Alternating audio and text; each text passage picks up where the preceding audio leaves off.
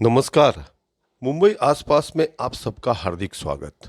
All Mumbai Malayali association Mumbai द्वारा नर्मदा बचाओ आंदोलन फेम मेधा पाटकर को द फर्स्ट ओमन चांडी मेमोरियल अवार्ड 2023 से सम्मानित किया गया। रविवार शाम को डोंबिवली पूर्व के रिजेंसी एस्टेट के पास स्थित पाटीदार भवन में आयोजित इस कार्यक्रम में केरल के पूर्व मुख्यमंत्री स्वर्गीय ओमन चांडी के पुत्र चांडी ओमन भी निजी रूप से उपस्थित थे। of 25,000 cash award.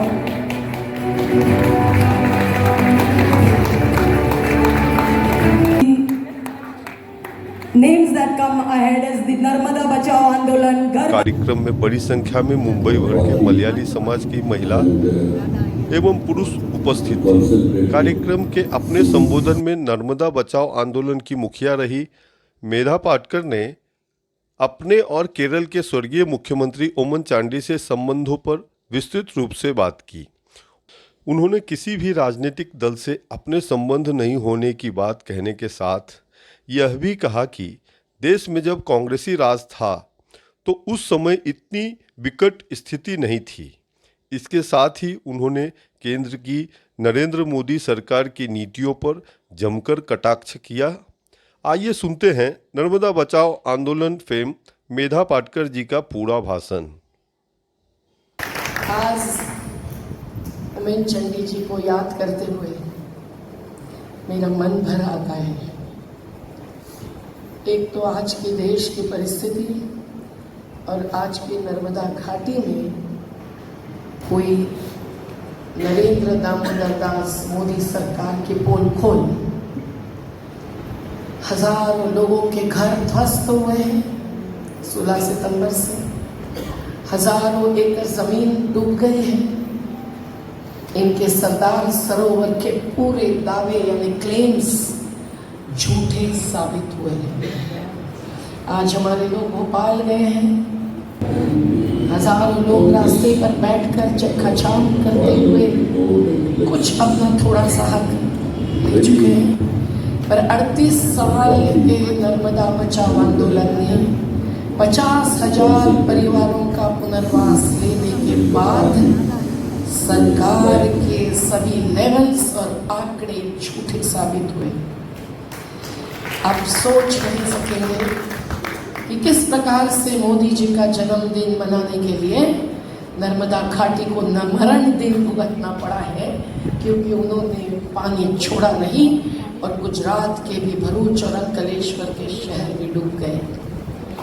तो आज इसलिए यहाँ होना, जो थॉमस जी जैसे ने पीछा किया छोड़ा नहीं, इसलिए मैं यहाँ उपस्थित हूँ।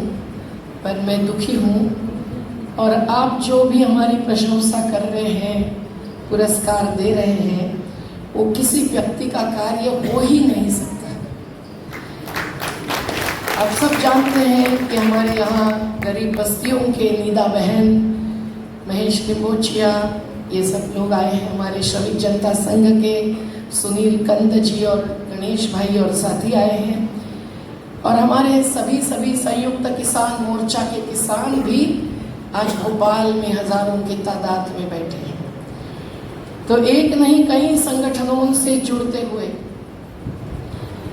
जो संघर्ष चलाना पड़ा है, वो क्यों संघर्ष करना पड़ रहा है, देश की परिस्थिति क्या है, ये जानते हुए हम कोई भी गर्व महसूस नहीं कर सकते। जितना भी कार्य हमसे हुआ है वो हमारा कर्तव्य है, और इसलिए आपने ये जो पुरस्कार दिया है वो कार्य का पुरस्कार है, व्यक्ति का पुरस्कार है। इसलिए आपका ये योगदान हमारे नर्मदा नवनिर्माण अभियान के द्वारा हमारे इन अलग अलग संगठनों को दिया जाएगा, ये मैं आपको आश्वसित करती हूँ। साथियों, ओमन चांडी जी की बात सोचे तो हम लोग याद करते हैं हमारे केरल के your beautiful and bountiful state. इसके बारे में मैं हरदम कहती हूँ कि अगर मैं मृत्यु के पहले निवृत्त हो सकी तो मैं निश्चित केरल में जाकर रहूंगा। ऐसे राज्य के जो 10 बार जनप्रतिनिधि चुन के आए, एमएलए बने। जिस पुथुपल्ली से आज उमेन चंडी चले गए, मैं उनको श्रद्धांजलि अर्पित करते हुए चंडी उमेन जी का अभिनंदन करती हूँ।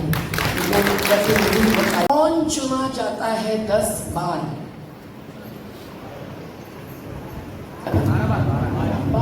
12 ये इसी कारण कि उनकी एक पूरी जो संवेदना थी, उन्होंने युवा स्थिति से, विद्यार्थी दशा से जो संघर्ष किया था, वो जनशक्ति के साथ जुड़ी हुई थी, वो धरातल से जुड़ी हुई थी।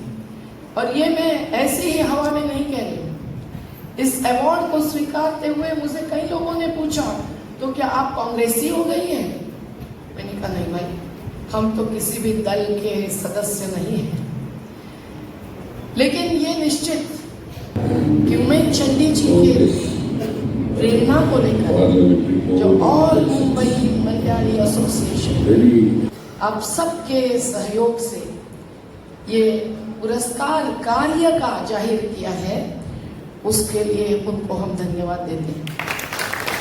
क्योंकि उमेन चंडी जी जिस प्रकार से पारदर्शी थे, जिस प्रकार से जवाबदेही थे, संवादशील थे, sensitive and sensible both, humanitarian values, मानव अधिकार और मूल्यों को मानते थे, तो उनको गांधी जी के साथ यहाँ रखना बिल्कुल हमारे लिए सलाम करना। आज हम गांधी जयंती के दिन जब बापू को याद करते हैं, तो बापू के सत्य और अहिंसा को, बापू के स्वराज और सत्याग्रह को, जो चंपारण आंदोलन से शुरू होकर आजादी आंदोलन तक गया। आज ही हमने गीत गाया, दे दी तूने आजादी बिना खड़ग बिना धार, साबरमती के संत तूने कर दिया कमाल। ऐसी कमाल करने वाले बापू को आज केवल G20 में राष्ट्र प्रमुखों को बुलाकर नमन करने से नहीं होगा भाई। उनके विचारों की मेरे जीवन ही संदेश है, ये कहने वाले बापू के विचारों की विरासत को बचाना आज हमारा कर्तव्य है। और ये पुरस्कार हमें उसके लिए संबल देने वाला एक सहयोग है। उमेन चंडी जी ने हमारे साथ जो बातचीत की थी, 12 बजे नहीं, रात को 10 बजे। आज भी मुझे याद है कि सुनामी में जयललिता तो मिल नहीं सकती थी। हमने कडलरू में बहुत दिन काम करके रूला आदिवासियों के बीच, जहां हम तीसरे दिन सुनामी के बाद दौड़ के गए थे, हम कोल्लम में आए और फिर चंडी साहब से मिलना चाहे। 10 बजे अपने सभी अधिकारियों को बिठाकर एक मुख्यमंत्री बात करते हैं जन आंदोलन के साथ, उनको हम सलाम। आज केरल में हम केरल पर बात नहीं कर सकते, हम नेशनल हाईवे के नाम पर उजड़ने वाले लोगों को लेकर बात नहीं कर सकते। हम बुलेट ट्रेन को विरोध कर सकते हैं, पर केरल को विरोध नहीं कर सकते। लेकिन चंडी जी ने, मुझे याद है, सुकुमार अड़िकोड़े जैसे एक गांधीवादी और जो वेद और उपनिषद के भी अभ्यासक थे, उनके जैसे व्यक्ति ने जब एक पिगरीज के प्रोजेक्ट पर सवाल उठाया था, तो उमेन चंडी जी ने तत्काल निर्णय लिया था। उमेन चंडी जी एक नहीं, अनेक संघर्षों को समर्थन देने वाले। मुझे याद आता है चिल्लारा का दलितों का जमीन भू अधिकार के लिए चला संघर्ष। दलितों ने जमीन कब्जा करके रखी थी, उसको भी उमेन चंडी जी ने समर्थन दिया था। मुद्दा जमीन अधिकार का केवल वायनाड के आदिवासियों का नहीं, मुद्दा जमीन, जल, जंगल अधिकार का आज देश में सब किसानों का, मजदूरों का, आदिवासियों का, दलितों का, मछुआरों का, सबका हो रहा है। और आज जब 3 मिनट में संसद में कानून बदलता है, तो so called mother of democracy G20 में चमकती है, लेकिन लोकतंत्र नहीं बच रहा है। और ऐसी स्थिति में इसीलिए संवादशीलता को याद करते हैं। यहाँ बंबई में घर तोड़े गए थे, आज भी हमारे अम्बुजवाड़ी के घर तोड़े गए। लेकिन जब हम सोनिया गांधी जी के दरवाजे में 7 बजे सुबह 150 महिलाएं खड़ी हुई, हमको घर में लेकर बात हुई। हम दिग्विजय सिंह जी के मुख्यमंत्री भोपाल के घर में घुसकर 1500 लोगों ने संघर्ष किया। हमको अंदर लेकर पूरी सब्जी खिलाकर 3 घंटे बात हुई और यहाँ के गरीबों की 44 बस्तियां, जो जमीन सरकारी है वो जमीन हमारी है, ये कहते हुए जब फिर से बसाई, तब पूरे कांग्रेस के विधायक सांसद को मुख्यमंत्री उप मुख्यमंत्री के साथ बिठाकर हमको जीत हासिल हुई। ये वो परंपरा उमेश चंडी जी ने केरल में दिखाई थी। वो केवल मुख्यमंत्री नहीं रहे, वो वित्त मंत्री रहे, वो श्रम मंत्री भी रहे, और ऐसे उनके अलग अलग प्रकार से योगदान वल्लारपाड़ा के संबंध में भी हम जानते हैं, जो एक ट्रांसशिपमेंट टर्मिनल का प्रोजेक्ट था। कुछ पैकेज जाहिर हुआ था लेकिन उसमें कोई मतलब नहीं था। उमेश चंडी जी ने उसको आगे बढ़ाया। उनके साथ अर्थात सुधीरन जी, बलराम जी, ऐसे कई सारे एमएलएस रहे। अब हम चंडी उमेश जी से भी यही अपेक्षा करते हैं कि वो केरल का नेतृत्व करें। हमें पता है कि चाड़ापुड़ी नदी पर अतिरापल्ली प्रोजेक्ट के संघर्ष को भी उन्होंने समर्थन दिया, जैसे केरला शास्त्र साहित्य परिषद के दिया, और उनको बाजू में हटाया गया तो MP परमेश्वरन बाजू में हो गए। और उमेश चंडी जी सत्ता में होते हुए जब समर्थन देते हैं, हम सलाम करते हैं। आपको क्या बताऊं कि उन पर जो भी झूठे आरोप लगाए, ये तो आज ED एंड CBI एंड सब, ये सब येडी एजेंसीज हैं। हम पर भी बीच में आरोप लगाया कि हमारी जीवन शाला चलती नहीं। 30 साल शालाएं चली है, सब अधिकारियों ने देखे, सब ऑडिट 8000 पन्ने देकर हमने कहा जांच करो, लेकिन जांच में वो हार गए, हम जीते। और ऐसा ही उमेश चंडी जी का भी अनुभव रहा है। तो इसीलिए एक स्वच्छ कारोबार की राजनीति, जिसकी आज हमें आग्रह के साथ अपेक्षा है, उसको लेकर हम राहुल गांधी जी के यात्रा में जब जुड़े थे, केरल में तो मैं नहीं जा सकती, लेकिन हमने राहुल जी को जब कहा कि भाई हम तो दलीय राजनीति में नहीं है, लेकिन आपसे हम अपेक्षा करते हैं कि राजनीति चुनावी और जन आंदोलन देते हैं वो चुनौती, इनके बीच में कैसा संबंध होना चाहिए, संवादशीलता होनी चाहिए, एक फोरम बनना चाहिए। आज भी हम इंडिया अलायंस से वही अपेक्षा करते हैं। ये मैंने अभी ही चंडी उमेश जी के साथ पहुंचाया। हमारी नफरत छोड़ो संविधान बचाओ की यात्राएं थी। 250 जिलों में 75 किलोमीटर एक जिले में पैदल यात्राएं थी, कहीं 200 किलोमीटर हुई, कहीं 100 किलोमीटर हुई, लेकिन उसके अंत में एक संकल्प पत्र जो हमने बनाया, सभी धर्मनिरपेक्षता और संविधान में समता और न्याय पे विश्वास रखने वाले पार्टियों को हमने पहुंचाया है। ये बॉटल तुम्हें पीती नहीं। आज जब कॉर्पोरेटाइजेशन पानी पर भी 55 पैसे लीटर से कब्जा करता है, आज जब कंपनीकरण संयुक्त किसान मोर्चा को सही दाम न देते हुए अडानी को पूरा देश बिकता है, आज जो कंपनीकरण कंपनी राज इस देश में ला चुका है और गौतम अडानी की रोज की तनख्वाह 1600 करोड़ रुपए हुई है, तो हमारे गरीब, हमारी भूखी प्यासी महिलाएं, हमारे विस्थापित प्रस्थापितों के सिवाय, लड़ने के सिवाय जी नहीं सकते। और यही बात उमेश चंडी जी के बारे में जब हम सोचते हैं तो गरीबों के और सीमांत मार्जिनलाइज्ड एंड पेरिफेरलाइज्ड कम्युनिटीज के बारे में उनकी संवेदना को याद करते हुए सलाम करते हैं। आपको आज पता ही है कि गांधी जयंती के दिन हम लोगों को बापू की विरासत को याद करते हुए ये भी समझना चाहिए कि उनकी सत्य और अहिंसा की बात, उनकी ग्राम स्वराज की बात सब कुछ ठुकराई जा रही है।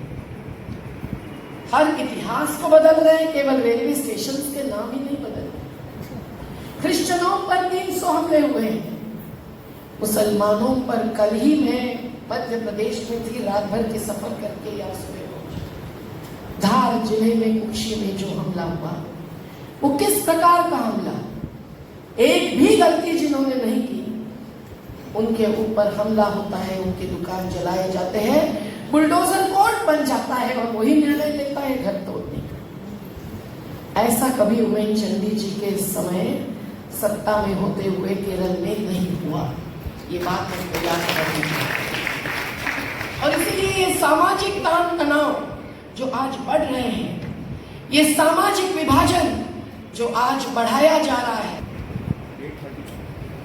हमको पता है कि किस प्रकार से आज राजनीति का आधार जात और धर्म बन गया है। और इसके कारण हमारी जो गंगा जमुना तहजीब थी, आजादी आंदोलन का तिरंगा तो फहराया जा रहा है, लेकिन वो तिरंगा में सफेद रंग शांति का, उस पर कुचला जा रहा है पांव रखकर। वो हरा रंग किसानों का, जल जंगल जमीन का, प्राकृतिक संसाधनों का, वो जब छीनी जा रही है जमीन, तो हम लोगों को तो लड़ना ही पड़ता है। आज हम लोग इसीलिए याद करते हैं उमेन चंडी जी को कि जो हाईवे का मुद्दा हो या इंडोसल्फान का मुद्दा हो, आज हम लोग इसीलिए याद करते हैं उमेन चंडी जी को कि जो हाईवे का मुद्दा हो या इंडोसल्फान का मुद्दा हो, चाहे वो केरल का मुद्दा हो।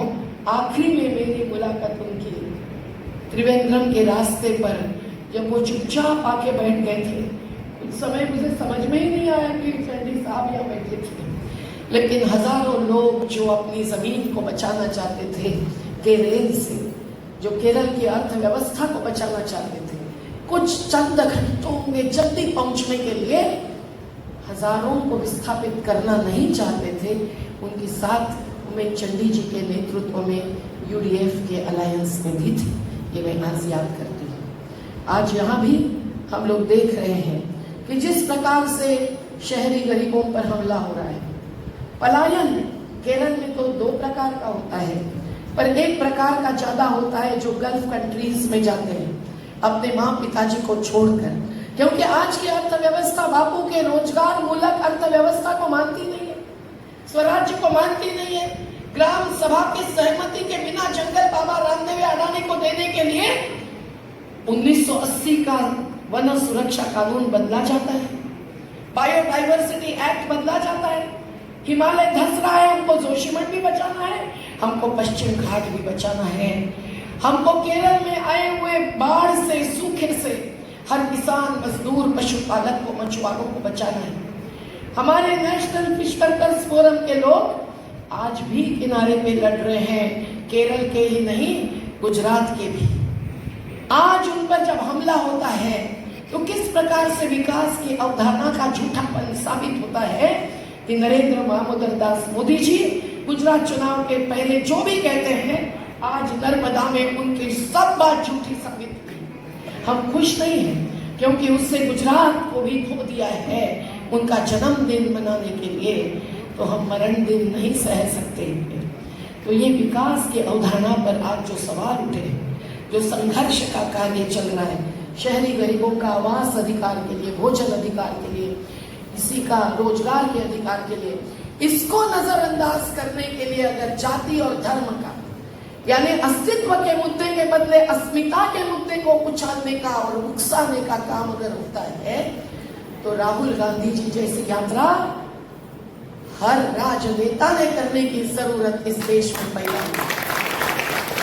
और हम जब उनके सामने 1 घंटे बातचीत के लिए बैठे थे महाराष्ट्र, तो राहुल जी ने एक बात कही थी, उमेश जी, इस एक यात्रा से जादू नहीं होने वाली है। मैं जानता हूं कि मेरे पार्टी के अंदर भी सब चीजें मैं समझाने में मुश्किल अनुभवता हूं, और अगर हमारे से कोई गलती हुई तो मैं जानता हूं कि आप लोग ही खड़े होंगे हमारे सामने। मैंने कहा बिल्कुल, क्योंकि राजनीति में राज होना चाहिए पर नीति भी होनी चाहिए। राजनीति में संविधान के मूल्यों के आधार पर हाथ रखकर शपथ लेकर भाग नहीं करना चाहिए। उसमें एक एक मूल्य को जो प्रस्तावना में लिखे हैं, मूलभूत बुनियादी अधिकारों में लिखे हैं, डायरेक्टिव प्रिंसिपल्स, मार्गदर्शक सिद्धांतों में लिखे हैं, ये कहते हुए कि the state is duty bound to follow those, इसका पालन होना चाहिए। आज कोर्ट्स के जजमेंट का पालन नहीं होता है। हम भी कोर्ट में खड़े रहकर जजमेंट लेते हैं, लेकिन हम लोगों को ये जनतंत्र के एक एक स्तंभ को बचाने के लिए लड़ना पड़ता है। वरिग वरिग सहजरे सहन समर समय, वरिग वरिग सहजरे सहन समर समय, चुकाई गो तुकाल नडक्यु को करना। संघर्ष का यही मतलब, ये आजादी के लिए चल रहा संघर्ष है। और प्राकृतिक संसाधन, जब हम जल जंगल जमीन की बात करते हैं तो मैं केरल को सबसे ज्यादा याद करती हूँ। हर घर सुंदर छोटा सा, उसके बाजू में हरे वेंटिलेटर्स खड़े होते हैं और उसके साथ साथ एक छोटा सा तालाब और उसमें मछली। ऐसा चित्र थोड़े ही राज्यों में दिखाई देता है। पर इसको भी बचाने के लिए हमको किस प्रकार से संघर्ष करना पड़ेगा, ये भी सोचने का समय है। तो उमेश चंडी जी से लेकर बापू तक, बाबा साहेब आम्बेडकर से लेकर सावित्रीबाई फुले और फातिमा शेख तक हम सबको याद करते हैं, पेरियार स्वामी तक भी। और इसलिए केरल के हमारे युवा साथी जब गीत गाते हैं, इन्हीं वरुंदर कलपुरक्य इविलवासं साध्यमो मलिनमाय जलाशयं अधिमलिनमायुरभूमियं, मलिनमाय जलाशयं अधिमलिनमायुरभूमियं, कलपुरक्य इविलवासं साध्यमो। तो ये सब जो बात आज हमको प्रेरणादायी लगती है, हम गीतों से, हमारे नारों से बहुत दूर जा पाते हैं, पर आज हमारे नारे भी गांधी की विरासत बचाओ, देश बचाओ, ये भी करना पड़ता है। क्योंकि विश्व गुरु तो विश्व में जाकर गांधी को याद करते हैं। यहाँ जब विश्व के राष्ट्र प्रमुख आते हैं तो राजघाट जाते हैं, लेकिन वाराणसी में जो थोड़ी सी रेत की जमीन आज जिनकी भी याद करनी चाहिए, ऐसे लाल बहादुर शास्त्री जी ने दी थी गांधी विद्यालय संस्थान बनाने के लिए, एक अच्छा वाचनालय बना और उससे 40,000 किताबें थी, उन सबको ध्वस्त कर दिया है बुलडोजर से और किताबों को ऐसे धूल में फेंक दिया है कीड़े मकोड़े जैसे। तो साथियों समझ लीजिए, एक दोहरी बात चल रही है, एक बाजू बहुत दिखावा और दूसरे बाजू फसावा। और इसलिए हम लोगों ने अपने जीने के अधिकार के लिए, आजीविका अधिकार के लिए अपना संघर्ष जारी रखना चाहिए। और इसके लिए केवल सुनामी में ही नहीं, तो पूरे जनतांत्रिक व्यवस्था और अर्थव्यवस्था जो गैर बराबरी के खिलाफ होनी चाहिए, जिसमें आज की जो बीभत्स गैर बराबरी खड़ी हुई है, अडानी अंबानी और हमारे अंबा राम या हमारे एक खाला आपा बस्ती की, इनके खिलाफ ये बीभत्स गैर बराबरी आज जीवन और जीविका छीनती हुई हम लोगों को उसके सामने लड़ना पड़ रहा है। और इसलिए हम केवल तिरंगा फड़काएंगे नहीं, घर नहीं होगा तो तिरंगा कहाँ फड़काएंगे। हम लोगों को उसका रंग जो त्याग का है, सैक्रिफाइस का है, केसरिया का है, हरा रंग जो प्रकृति का है और सफेद रंग जो शांति का है, सद्भाव का है, उसको ही लेकर आगे चलना है। ये एक धर्मी राष्ट्र नहीं हो सकता है। और इसीलिए उमेश चंडी जी की प्रेरणा को सलाम करते हुए ये पुरस्कार हमने स्वीकार किया है। और हम बड़ी अपेक्षा करते हैं कि उनका परिवार, उनके जनप्रतिनिधि और परिवार के प्रतिनिधि उसी मार्ग पर चलेंगे जो गांधी जी का सत्य और अहिंसा का मार्ग था, जो सत्याग्रही मार्ग था। क्योंकि आज भी हर मुद्दे पर हमको सत्याग्रही बनना बेहद जरूरी है। उद्धव ठाकरे जी और महिला विकास आघाड़ी का सरकार थी तो हमको 900 घर दिए गए, 1600 घर मंजूर किए गए। एकनाथ शिंदे जी जो ठाणे के नेता माने जाते हैं, उनको जितेंद्र अवार्ड को सबको साथ देकर, लेकिन अभी तक वो सरकार जाने के बाद 1600 घर हमको नहीं मिल पाए हैं, पर उन 900 घर तत्काल मिल गए हैं। तो देखिए फर्क होता है, पर ये फर्क को मिटाकर जो सभी सर्वधर्म समभाव को मानते हैं, जो इंसानियत को मानते हैं, हिंदू मुस्लिम सिख ईसाई आपस में है बहन भाई, भाई भाई लोग इसको मानते हैं। जो मणिपुर जैसी महिलाओं के खिलाफ हिंसा बेटी बचाओ बेटी पढ़ाओ करते हुए जिन कॉर्पोरेट्स के साथ कुकीज के जमीन के नीचे के खनिज के बारे में एमओयूज हो चुके हैं, इसका पूरा ब्यौरा मेरे पास है। उसको लूटने के लिए हिंसा, इतनी बर्बर हिंसा को नहीं मानते हैं। ऐसे ही राजनीति सही मार्ग पर चला सकते हैं और हम संसद बाह्य राजनीति में रहे हुए लोगों का भी आप सम्मान करते हैं, इसलिए मैं आपको धन्यवाद देती हूँ। बस 2 लाइन से मैं अपनी बात पूरी करती हूँ कि कैसे दो दुनिया, वो इंडिया विरुद्ध भारत की बात नहीं है। दो दुनिया जो है आज इस देश में, वो डोंबिवली में भी है, वो मुंबई में भी है, वो महाराष्ट्र में भी है, वो हर राज्य में है।